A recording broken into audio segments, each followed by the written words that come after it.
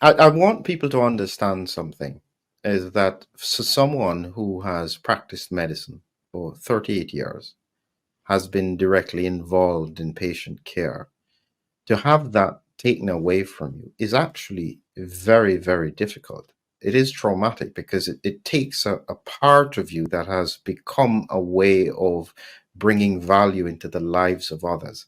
And so I'm saying this because I don't want people to underestimate what sacrifice that was that you did. I know from a clinical perspective that was a huge sacrifice. And as you said, your Waterloo was children. You thought that they had definitely gone too far with that. You know, Yes, that and pregnancy. You know, there are golden rules. You know, you and I, Philip, know in medicine there are golden rules that we learn that you know you learn to break. You know, every specialty and things has them, except you know we have not risked any medication that isn't absolutely essential in pregnancy, for instance. You know, people are told, you know, look, don't even take a Panadol if you can avoid it, and you certainly must try not to drink alcohol and don't smoke. And yet here we are still saying this thing is safe and effective in all stages in pregnancy. You know, and we knew very, very clearly that COVID wasn't a risk to children. Um, you know, so there was only one clear course that we could take, and that I could take certainly, and that was to you know give my professional opinion, you know, to patients who expected or required it from me. You know, many of them didn't like what they heard, sure, but I still had you know a duty and a responsibility to get that information to them.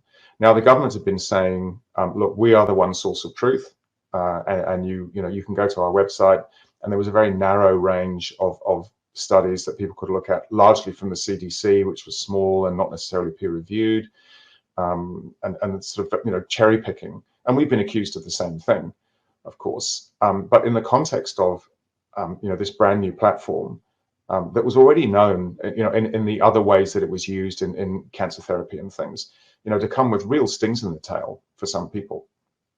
You know, we just, well, it's still beyond belief, actually, that people were subjected to this sort of campaign of propaganda and very narrow information delivered with such confidence, you know, in a way that was deliberately designed to make people believe that there was no doubt, you know, it was 100%.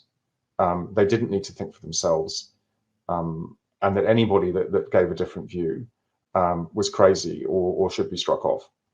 And you know, when the machine winds up and gets to work on you, you know, it's quite a force to sort of see, you know, what the state can do.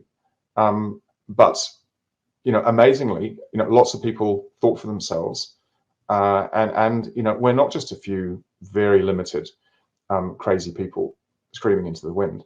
You know, and you saw the extent of pushback against the mandates. You know, even people who were vaccinated and who felt fine about it still turned up in Wellington to protest this, you know, totalitarian attempt to take over control of people's bodies and to remove their livelihoods, you know, if they didn't take an injection.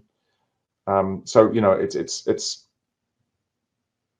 it will stand in history, I think, as being, you know, an exercise in the mass manipulation of all sorts of people, including, you know, highly trained professionals, you know, in all areas, and certainly my colleagues, who, you know, have been you know trained in choosing from a very limited range of medications, and as we all know, you know, if you've got a hammer, everything looks like a nail, and I think we've fallen into a huge trap, and you know the really important bit, of course, is digging ourselves out of it.